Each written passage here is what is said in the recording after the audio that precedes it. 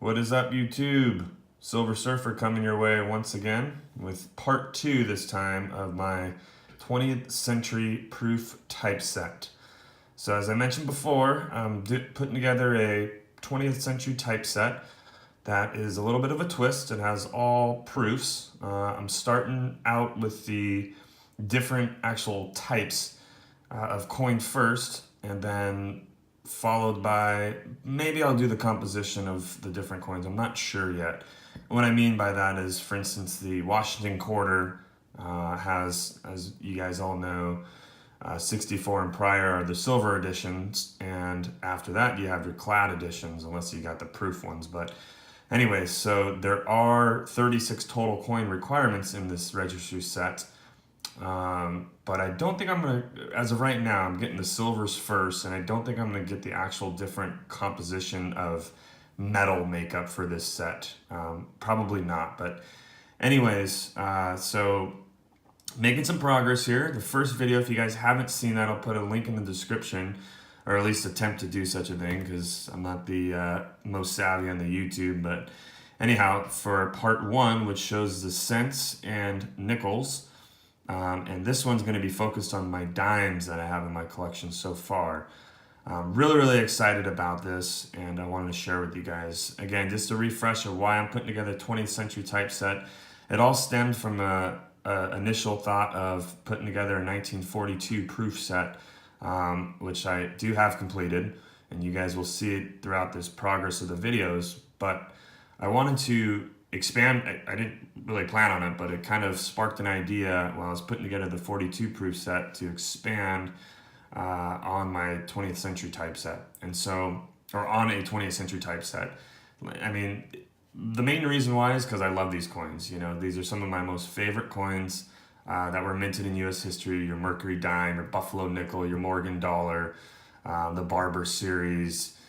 All those different ones. And you know, a lot of you guys around today, as I mentioned in my prior videos, found those in pocket change, and they're super familiar with the all. So you know, I really enjoy those coins. I really like those coins, and so I thought it'd be a neat set to put together. Anyways, so without further ado, I'm gonna do my very best at trying to show you guys this with my lighting here. So the first coin we have for you, this is one of my favorite coins I own. I got such a good deal for this. I paid more than the asking, the recommended PCGS price. But again, when you find a coin in this nature, it's just sometimes you know deep down inside in your gut that it's appropriate to pull the trigger on it. And it was a fair asking price we settled on. With eBay bucks back and everything else, it did come out to below the PCGS asking price anyways. And that's just like more of a guideline. These coins do not come up all the time, especially the Barber dimes in the 20th century, as they're only minted up until 1916. You just don't find them. And secondly, you really don't find them in Cameo. Cameo right there. So the Cameo is super awesome. Again, that has to deal with the reflectivity and frostiness of the device slash fields of the coin, and as you can see, it's just a phenomenal coin. I mean, look at that. For being over 100 years old, to still display this coin is just amazing. So the Barber dime series was minted from 1892, which replaced the seeded Liberty dime, up until 1916. There were proofs editions minted every single year, all at the Philadelphia Mint, except for the infamous 1894 San Francisco Barber dime. So if you don't know about that coin, I highly suggest and advise you to go check out the history of it, because it's considered one of the top 3 numismatic coins in history, with alongside the 1804 dollar and 1913 V nickel, which you guys have probably heard of, those coins. Recently, one just sold a couple years ago for about $2 million. So there's only about 24 of those minted. I think only 9 are known to survive today. And there's some interesting history as to why only 24 were minted. The superintendent, there's a couple of theories. I don't want to get too much into it, but one of them is that they needed to balance their record sheet by $2.40, thus the 24 coins. Another one was that they ended up having to, he minted it specifically for I don't know, I guess some of his buddies or whatnot. But anyways, check that history out on the 1894S. Super interesting. But right now, look at this Barber, man. Just a fantastic, fantastic coin. One of my all-time favorite coins. You know, the Barber series has gotten not a lot of love lately, especially after the drop of the 80s, which was the peak of numismatics. The group has not recovered as well as their counterparts and friends, you know. So it's considered to be a highly undervalued coin right now. This coin, particularly 727 vintage, only about 650 survival, the population estimate on PCGS, but it was suggested that the value of these coins in the late 80s compared to right now is well under the asking price. So I love it. I think I got a fantastic deal, and I couldn't be more happy to add this to the collection. All right, moving on. One of many of you guys' probably favorites here, and I did myself well on this Mercury dime.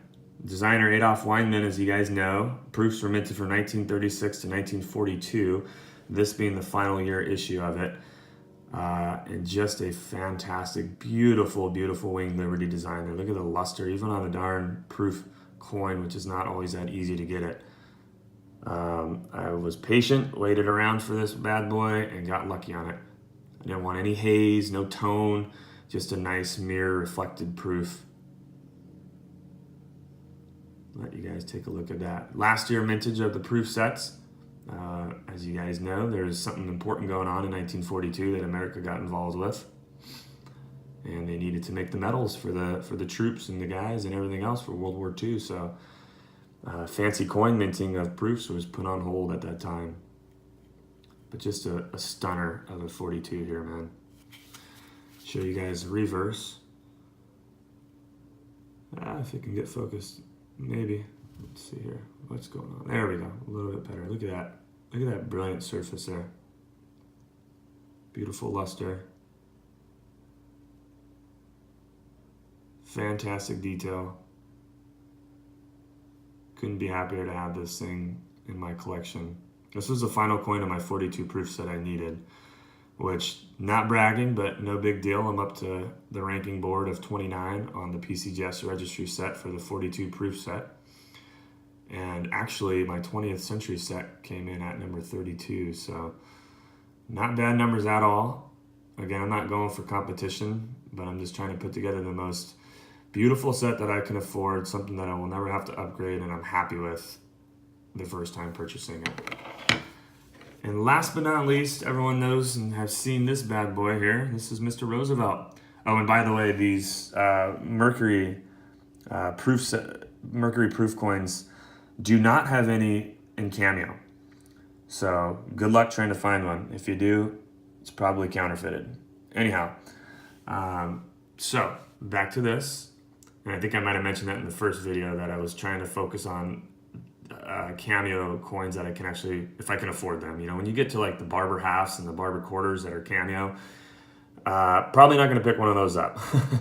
They're super expensive, and yeah, that's that. So but like actually the Morgan dollar, I have found a couple. They just haven't been in the 19th century, or excuse me, the 20th century yet. But I did find a PR62. That was a beautiful example of a 62 20th century that, if only it was a couple of years older, I might have just pulled out of my savings and bought that thing. But anyhow, I'll be patient. I'll wait. No rush to put this together. It's going to take some years to do so. But check out old Rosie there. Look at that. Deep cameo. Proof 70. Perfect grade on this bad boy here. Why did I go with the 1992? Because I can get a proof 70. It was affordable. Yeah, they made him 64 and prior, but to get a proof 70, you're going to be spending lots and lots and lots and lots of money. So I decided to get more of the modern, if you would. The 1992, I believe, was the year that silver proof coinage came back for specialty coins, for proofs. I'm pretty positive that was the year. It was the first year that they started reminting those in silver versions. They always had clad, but the proof silver version was the first 1992 was the first year issue. So I went with this one and stoked to have added it to my collection. Anyways, I think this video has been long enough. I was really excited to show you guys this. I really do hope that you enjoyed it. And let me know what you guys think down below about this set and these dimes here. Do you like them? Is it a good idea? Even if you don't like them, I don't really care because I do, but I'd love to hear your comments and comment back. So if you haven't liked already, don't forget to do such a thing. And subscribe as well, and then hit that little bell notification where you can see part 3 of this 20th century typeset when I post here in the future. So thanks for watching. Silver Surfer out.